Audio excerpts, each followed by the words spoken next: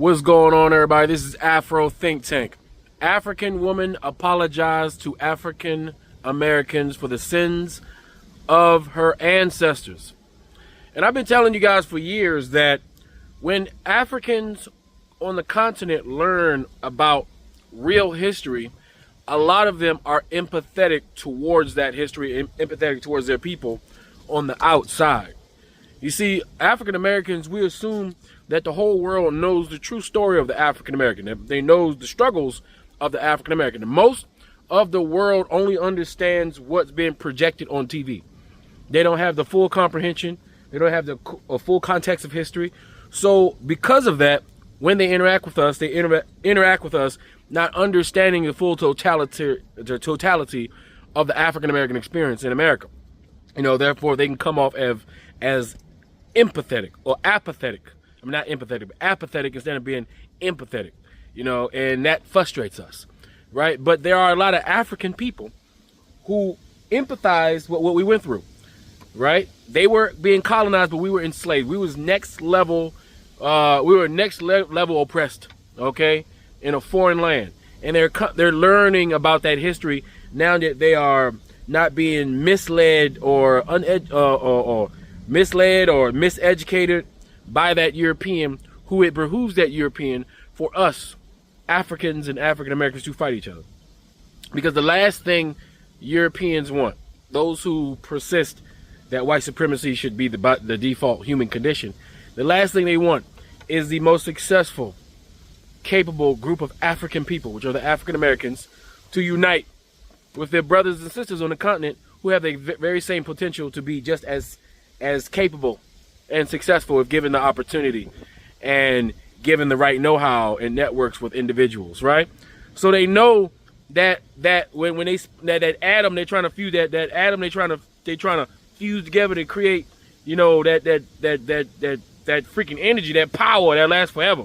You know, that fusion between the diaspora, the African American diaspora, that African continental diaspora, that shit is in unlimited power. Right? And they're trying to stop or at least slow that down, right? Which is not working, by the way. It's not working at all, right?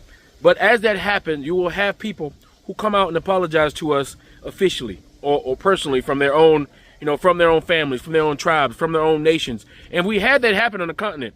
Heads of state has apologized to the diaspora on behalf of what certain individual kings did or certain individual chiefs did. Because keep in mind, right? For every African, right, which was a very small amount of Africans who participated in the transatlantic slave trade, a very small amount, for every African that participated, there were more Africans fighting against it. There were more Africans fighting on behalf of their fellow brothers and sisters against that slave trade, against those people putting us in the transatlantic slave trade, and those people are never talked about. So just like a lot of people who call themselves FBA, oh, they sold us into slavery, we can also say with the same amount of power and energy and truthfulness that they fought so that we wouldn't have to be placed into slavery, that they fought so more of us would not be placed into slavery, that they fought so millions more didn't have to be subjugated, eaten, raped, you know, made into chattel, right? They fought, and because they fought, more of our brothers and sisters didn't have to deal with the issues that our recent ancestors had to deal with. Got to understand that, right? In the grand scheme of things, when that barbarian horde went across the world, African people made out pretty well. Look at other countries. Look at North America and the Native American. Look how they turned out when they encountered that savage barbarian. They had all of their land taken. They had their identity taken. They're still having their identity taken. All their history has been all but destroyed, right? Relegated to a few museums curated by some empathetic white Europeans. You know what I'm saying? Look at Tasmania. There are no more Tasmanians. Look at Australia. Are them black Aboriginals ever going to get their country back? How long will it take before them white European savages catch cancer and freaking die off or some shit like that? Or get bit by a goddamn snake or some shit like that, you know, before they can get their shit back. Now, look at all the places Europeans have metastasized themselves on the globe and how the indigenous people are doing. Or even those Han European Denisovan Asians went to the global south and did exactly the same thing to the original inhabitants of those lands, those black, Asiatic, Africoid, and native peoples of those Southeast Asian lands.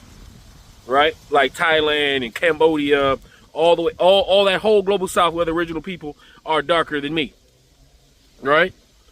So we just have to, you have to step back and take all that into consideration when we're talking about how successful we have been, despite the success of the savage barbarian and his hoarding and his world pillaging and things like that, right? So we got a lot to be proud of, right? But first things first, we have to acknowledge our role and things that we've done, right, to put ourselves in these situations, right? And like I said, there are going to be people who will acknowledge that. They will apologize because they feel bad because it was an unnecessary thing that we did, which we looked at that European and we thought that European was like us. We looked like that European. We thought culturally, spiritually, we thought that they had the same tendencies as far as war, as far as marriage, as far as treaties, as far as humanity, as far as being a human is concerned, despite what it is that we're doing, whether we're having an acrimonious altercation or a friendly altercation. You know, we thought they were like us, but they weren't. And we found out we fucked around and we found out, right?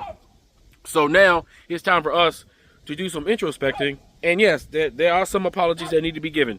And there are some acceptance of apologies that need to be accepted. We can't keep asking for apologies and then don't accept the apologies when they come, especially when they come from a genuine place. So without further ado, let's listen to this Continental African queen apologize to the African diasporas on behalf of the ancestors. Because some of them needs to be held accountable. And others need to be praised for their participation in the liberation and defense of African people, even those who they were not able to stop, you know, from being captured. Anyway, that's all I got to say. This is Afro Think Tank. Learn something, teach something. I'm out. My Black American, African American family, I'm sorry. I apologize for the sins of the ancestors, the fathers and the mothers of Africa, for what was done to you. I'm begging the African government to please give our brothers and sisters free lands when they come, give them money, let them take part in the continent, in ruling the continent of Africa. Please forgive us. Please. And for those Africans that have come here, you paved the way for us. I'm going to say it boldly. You paved the way for us because you guys, your fathers, your mothers, your forefathers, your ancestors, they fought for freedom. I acknowledge it. Without the way you guys fought, we might not be here. And some of our own forefathers, our own ancestors learned from your fathers and mothers. They learned, they reproduced this movement in Africa to be able to free us. So thank you. I'm sorry for the disrespect. I will make every effort to spread awareness. I'm sorry for any names you've been called. Thank you. Thank you. Thank you so much. Since I don't know the ancestors, I can talk to the children. You are the children of your ancestors. Thank you so much. Please, let's forgive each other and work together. God bless you. From my heart to your heart. I don't want to cry. Oh God. I'm sorry. You guys have put up with a lot. I'm sorry. I'm sorry. Free Sudan! Boycott diamonds and gold! Free Sudan! Boycott diamonds and gold! We most definitely cannot forget about the people of Sudan!